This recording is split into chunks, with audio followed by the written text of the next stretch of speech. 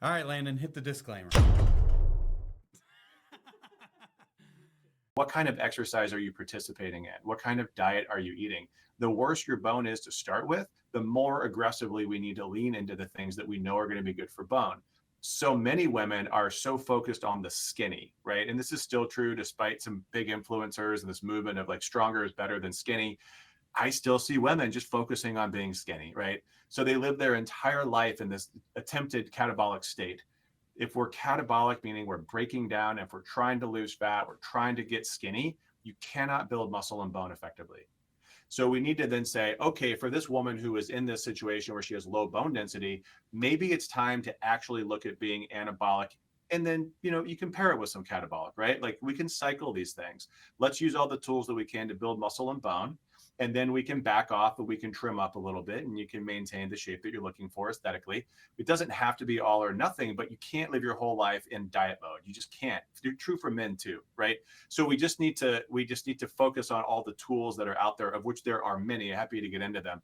But that's the big thing for me is screen and then understand hormones and then focus on the lifestyle piece. Yeah, with starting to get into the lifestyle, I've seen, just tons of things that really start moving the needle some, but what are the biggest drivers for you for people to implement? Yeah, so we have this like pyramid built out, which is probably the same as every like functional medicine treatment program out there. But we have the foundational pieces of the pyramid. And this is, foundation more important. The higher up you go, the less important it is. So foundational pieces would be number one, nutrition. Number two, exercise. Number three, sleep. Number four is you could call it mindset, you can call it stress, you can call it a lot of different things, but some kind of a mental piece. And that's the foundation. So I'll go through each of those. From a nutrition perspective, again, I just mentioned under eating. I find that so many women are under eating just in general, right? They are just nutrient depleted. Therefore, they are macronutrient depleted and micronutrient depleted. Really hard to maintain bone in that setting. So we recommend that we really focus on protein. We have people track out of the gate and recommend that they aim for anywhere from zero point 0.8 to 1 gram per pound of ideal body weight. And for a lot of my patients, they're underweight. And so we actually say, look, you might weigh 110 pounds, but your ideal body weight's actually 130. And like their head explodes, right? They're like, what? No way. But it has to be of ideal body weight. Otherwise, you continue to undershoot. And we say 1 gram per pound because a lot of people that have osteoporosis also have some kind of gut dysfunction. They're not particularly efficient at digesting their protein, and so we kind of probably overshoot it. I think you're fully aware of the data around like the 1.6 grams per kilogram. So like if you go 0.8 grams per pound, you're going to kind of fall into this like the threshold bucket of muscle protein synthesis. Beyond that, from a food perspective, I like to keep it super simple. I'm not here to change anybody's beliefs. If we can just agree that high quality protein, getting adequate calories, and then filling in the micronutrients from whatever your beliefs are around food, that's a great starting point. I have my own opinions and my own beliefs, and I'm happy to talk about them. But if we could just start there, then that's better than probably 90% of the people that are struggling with bone health issues. And then you move on to exercise. Now, exercise is interesting because, again, like my population's a little bit older. So, 70s, 60s, a little bit in the 50s.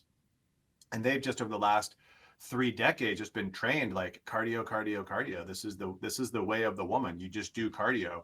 And if you're lifting weights, you're going to get too bulky. And I mean, we almost see it on social media now where I think so many influencers have figured it out and we kind of even make fun of it right now, but it's still there, right? I still get women who they start lifting weights and they're like, I don't know, just afraid I'm going to get too big. And I mean, I'm not kidding. I hear it. I still hear it. And I challenge them. I'm saying, prove me wrong. Show me that you're going to get too big because I've never seen it. I've had one woman, she was young, and she just had a kind of an athletic build. And she did develop some pretty impressive delts. And I was like, man, like you got some pretty stacked shoulders. Yeah, But definitely. outside of her, I've never seen a woman who really put on that much muscle mass. So it's hard. If it were easy, you'd have a bunch of jacked women walking around, and we don't. So focusing on resistance training. And then the piece about bone health that's so critical is impact or simulated impact.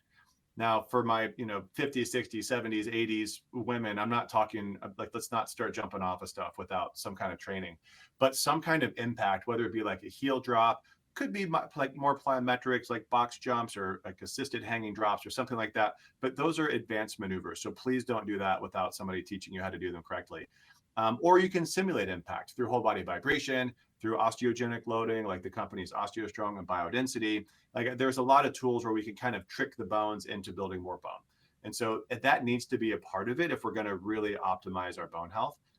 So that's the exercise piece. And then if you get into sleep, I don't know how much we need to dig into sleep. It's important, right? You need a minimum of 8 to 9 hours of actual sleep, which means you probably need a 9 to 10 hour window to sleep. I was just commenting to one of my teams, the Osteo Collective team. My dog was in the background and was just joking, like, I think he sleeps 22 hours a day.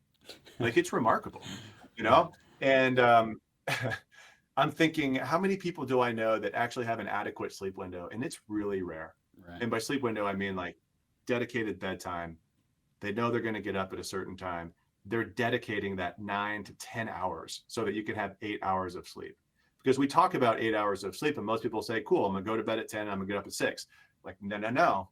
If you've ever tracked your sleep, you know that if you have an 8 hour window, you do not have 8 hours of sleep. Even Right. if your sleep is darn near perfect, it's still not 8 hours. So the worse your sleep is, the longer your window needs to be. And then the mindset piece. This is huge. This is complex. This is hard for us to do as providers to understand, like, how do we actually help people with their mindset? Because there are so many different ways that we can self-sabotage. There's so many different ways that we can have too much stress. We can have, too many negative thoughts. We can have too many negative people. Like this is tough. So we incorporate coaching around this in the community and in our practice because it's just universal that we as humans are going to sabotage ourselves. We are going to be attracted to things that are going to sabotage us along the way. So catching all of those things requires some pretty in-depth conversations and introspection. I want to get just a little bit of insight on the vibration plates. I mean, Yeah. I've seen your content on it, but just initially, I'm like, vibration plate's not going to make enough of a difference. How much of an impact do they do, and then how much do you actually have to do? Can I just put my foot on it while I'm watching TV a couple Yeah. times a day, or what impact? How do I work that into a normal day with everything else going on? Yeah, so there's some interesting data here. There's actually a ton of research on whole body vibration, and there's also some devices. I think I have one. Oh, I do. I have like a little local device. I'll grab here in a second. But the whole body vibration, I got into this because they're like Power Plate is a big company that has a lot of products in this space, home products, gym products, and they had reached out to me early on because this is an area where people talk about this a lot, and there's such a huge discrepancy depending on which company we were talking to, which influencer, which expert in the space you're talking to. There's two very different fields within whole body vibration. And so I did a deep dive on the research. I don't know, I have like 6 videos on this on our YouTube channel. And the quick summary is the plate has to do enough to have the impact on the bones that you're looking for. And by enough, I mean it has to move up and down enough so that your body feels it. And it has to do it at the right frequency or speed. And you have to have the right duration. So you have to put all those 3 different metrics together. So the reason why PowerPlate has these devices that are so specific for bone health is because they have been used in and done a lot of the research on this for bone health. So the sweet spot is, and there's too much and too little. The sweet spot is between 2 and 4 millimeters of displacement, meaning the plate moves up and down that much. And the speed needs to be between 30 and 40 hertz. So that's 30 and 40 up and downs per second. That sweet spot over what is usually done over 10 minutes throughout a day or all at once is going to give you the best bang for your buck when it comes to standing on a vibration plate. But even then, there's so much play with as far as like how your body is sitting on the plate. And by sitting, I mean standing. So like if you stand on the plate and you put all your weight on your toes, you're not going to feel much of anything other than a foot massage. If you lean back on your heels, you might notice that your teeth are chattering. It's like, whoa, that's a lot of vibration. So a lot of it has to do with the position too. And you can really, move it around to do kind of whatever you want. And so that's the sweet spot. We find if you look at studies where they go bigger than that, because there's some devices that are more like, 4 millimeters, 5, 6 millimeters of displacement.